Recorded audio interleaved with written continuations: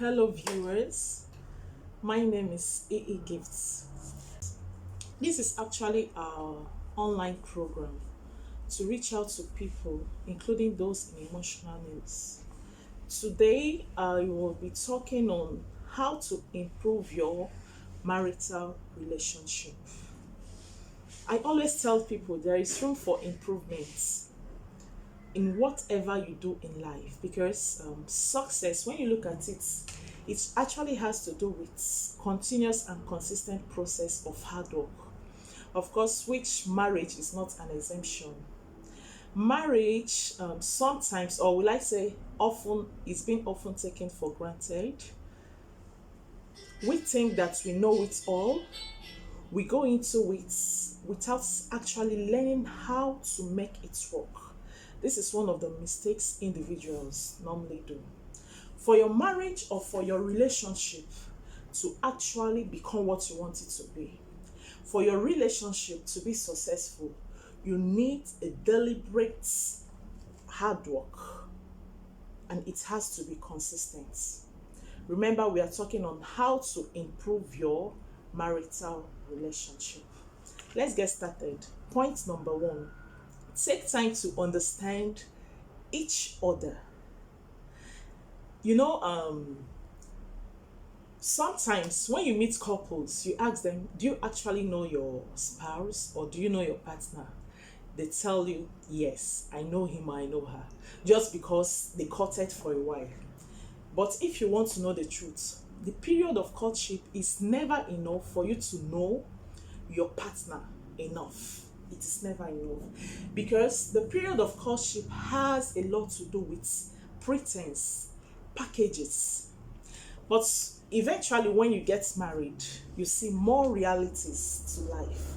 So what the courtship does is that you have a clue of whom your partner is, whom he or she actually is. Then over time, even over 5 years, you start seeing new things about him or her. So it's just like an everyday process. Even after 50 years, you're still learning your partner so far you're alive. So the concept of understanding here is it's not really about yourself as a person. It's about knowing your partner needs, accepting those needs, not like being judgmental on them, and being able to respond to their needs. No, it is not all about you. It is as well trying to comprehend the logic behind his or her reactions or his or her actions. Let me say, for example, now, your husband goes to work and comes back in the evening.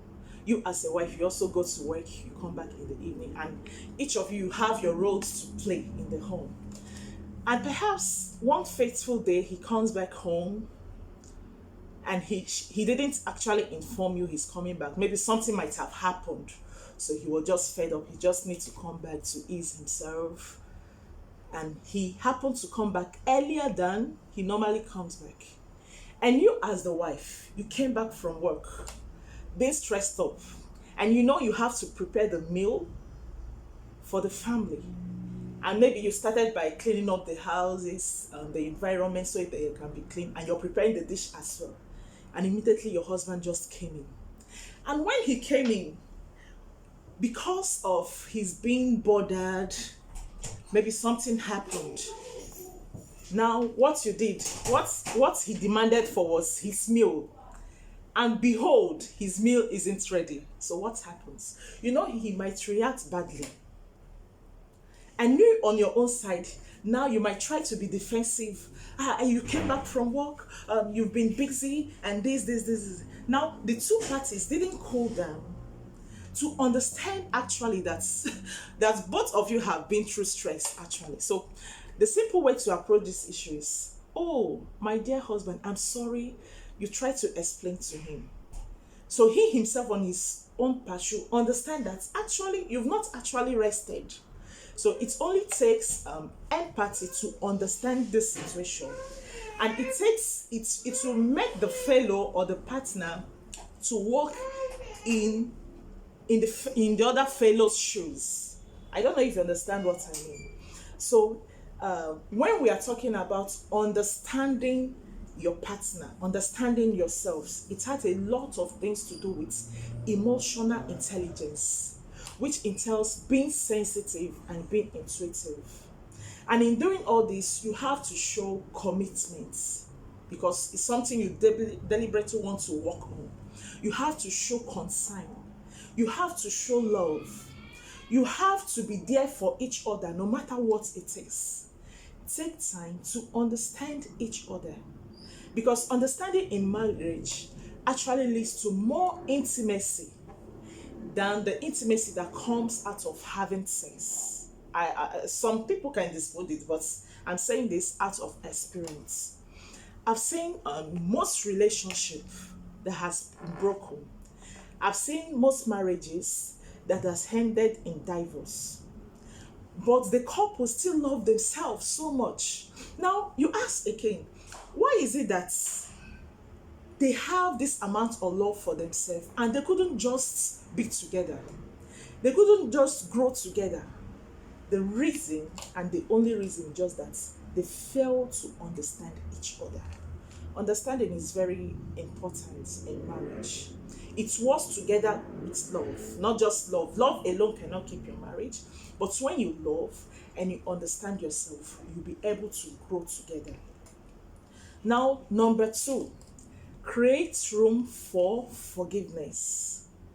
In fact, myself personally, I started working on myself as a person and my relationship when I had a conversation with a friend of mine who is a pastor,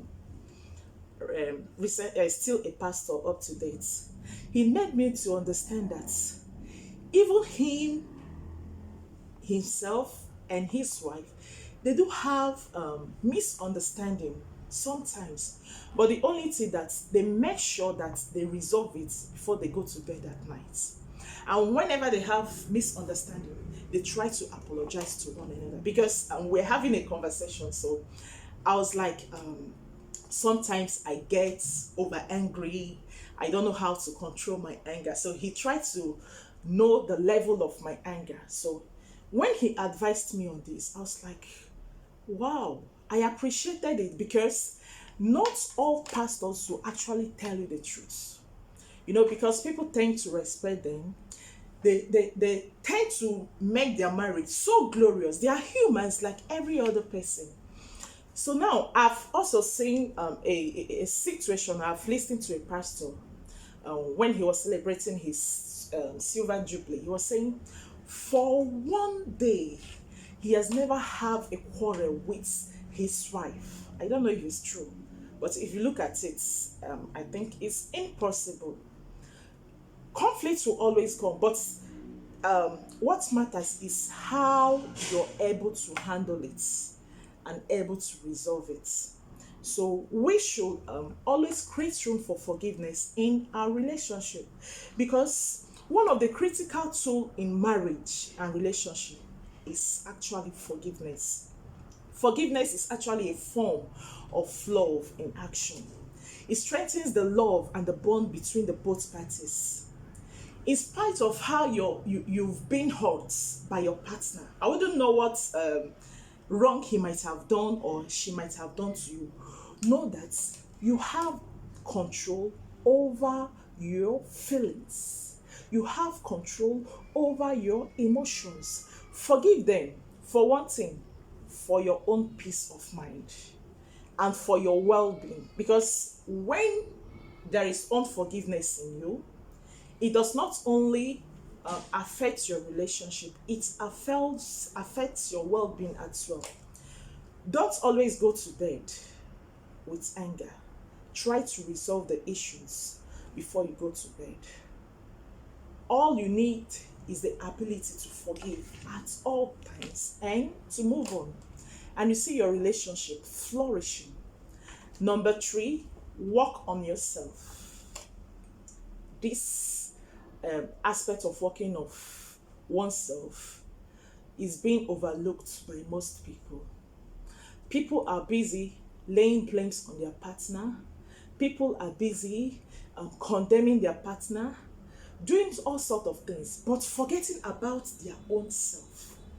Have you ever thought of the problems that might arise as a result of one thing or the other in your relationship? Could be as a result of your own self. So we should try to work on ourselves as a person if you want to improve your relationship.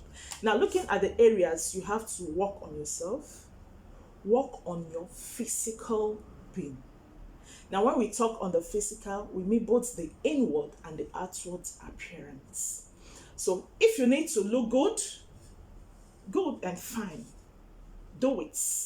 Starting from your head to toe, not just on the outside, but inwardly.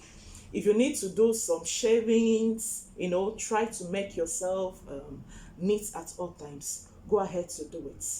Secondly, the areas in which you need to work on yourself, you have to work on yourself intellectually. Take time to upgrade yourself. We're in a global world where things keep on changing, things keep on upgrading. So you don't actually want to be stagnant as a man or a woman. Nobody will want to settle for things that are not relevant. So every wife or every husband wants to have a very intellectual partner. So take time to upgrade yourself. Thank God there is information now. We can access information easily. It's just on our fingertips. Internet is there. You can just go on, learn about many things, upgrade your skills. Now, when we are talking of upgrading oneself, you can do it embarking on education as well. If you have your first degree, you can go for your master's, you can go for your PhD. But sometimes it is not really the case. Some might say the finance is not available, so what do I do? Actually, it is not all about the formal education. Wherever you find yourself, please try to upgrade yourself. If you're a farmer, look for a better way on how you can start doing your farming. Maybe you try to have ideas on the technologies to use to make your work more easily for you. You improve. You also need to work on yourself on the spiritual aspects. Take time to be more closer to God. Walk in line with your belief, not on someone else's belief. Feed your mind. Take time to meditate. Think positively and think big. See, all these things you're doing for yourself. As you're doing it for yourself and you're working alongside with someone else, you see, things will start working out. Remember, when you're working on yourself, it is not just you. The other partner is also doing likewise on himself or herself. Then the last part of it is your emotional. You have to work on yourself emotionally. Try to understand your emotions. People have different kind of emotions. Understand how to manage stress, because actually when you're in a relationship like this, one thing or the other will happen. You can be fed up, you can be stressed out. So how do you manage such stress? How are you able to manage your emotions even when you're sad? Because if you don't learn how to manage all this, it will affect the way you react in your relationship. It might be negative, it might be positive. Know that if you succeed in working on your emotions, you end up being confident of yourself. You will not really need to beg for attention from anyone, even including your partner, because this is one of the problems happening in relationship. You just want attention, special attention from your partner. So it will give you confidence when you're able to work on yourself emotionally. And it will make you to believe in yourself in whatever you do in life. And at all times, you always see challenges as opportunities to improve your life. So now, when you're working on yourself, all these positive results will not just help your relationship in your marriage, even in the outside world, in your workplace, you become a better person. Remember, we're not talking about being the best, because we keep on improving and working on ourselves on a daily basis until you phase away from this planet. And as you work on yourself emotionally, you will never give up. So remember the areas in which you need to work on yourself. One is the physical, two, intellectual, three, spiritual, and four, the emotional. So we should try to do all this. Now, finally, number 4 points on how to improve our marital relationship. Improve your communication. When we are talking about communication in this regard, it is not all about talking. It involves being an active listener. In order to improve your communication, you have to discover how to listen. Discover your communication styles. People sometimes, even in relationship, they feel that whenever they talk, they are passing information. No, you don't carry your partner along. You don't even know if he or she is listening, if he or she is responding to what you're saying. It is very, very important. Now, there are different styles of communication. Some people get to respond or understand what you're saying, maybe when you have an eye contact with them. Or they might be good on just listening, hearing voices. They are active on that. So maybe when you touch them, so try to understand the style in which your partner responds to. Whenever the both parties are describing, please watch out for these red flag signs. Watch out for high pitch because they sound immature and defensive. Don't always compete to be heard because it's going to lead to shouting and miscommunication. In fact, in my own relationship personally, when I get upset, before, when I get upset, I hardly control myself. But my husband, there's something he does. Whenever I try to raise my voice, he just keep quiet, he'll calm down. And what he does, he quietly pass his message across. He'll just tell me, okay, look at, I wasn't trying to do it this way, but look at this. And whenever he says like that, I actually understand what he's saying. But whenever he tries also to follow the tune or the pitch which I used, it's going to be a problem.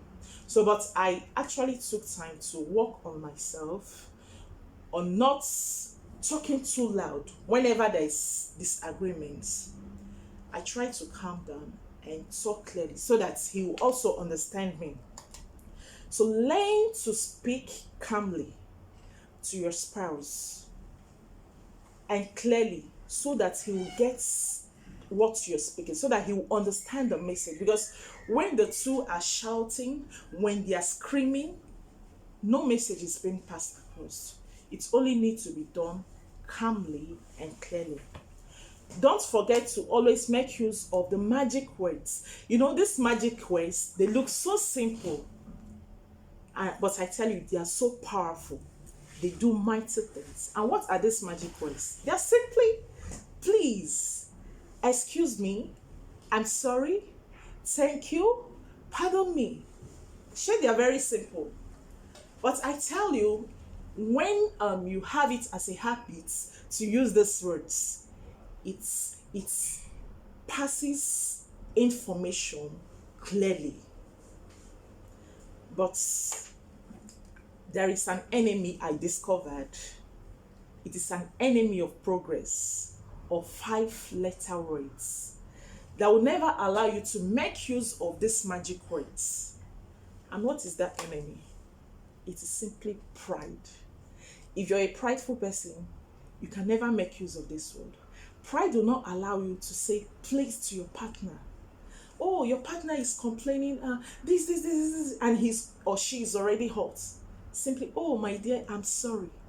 Pride won't allow you to do this. So, my dear loved ones, we actually need to improve in whatever we do, not just our relationship. So, but I'm talking on our marriages and focusing it on our marriages. So if you're having a very successful and blissful marriage, you think you're having a happy married life, please don't be stagnant. Keep on working and improve it the more for you to have a glorious one. And if you've not been having a happy marriage, I'm happy to tell you today that you should practice these steps and you see it's working for you. So we'll be coming to the end of today's talk. I hope you find it informative. Thank you for listening and being part of this program. Have a nice time.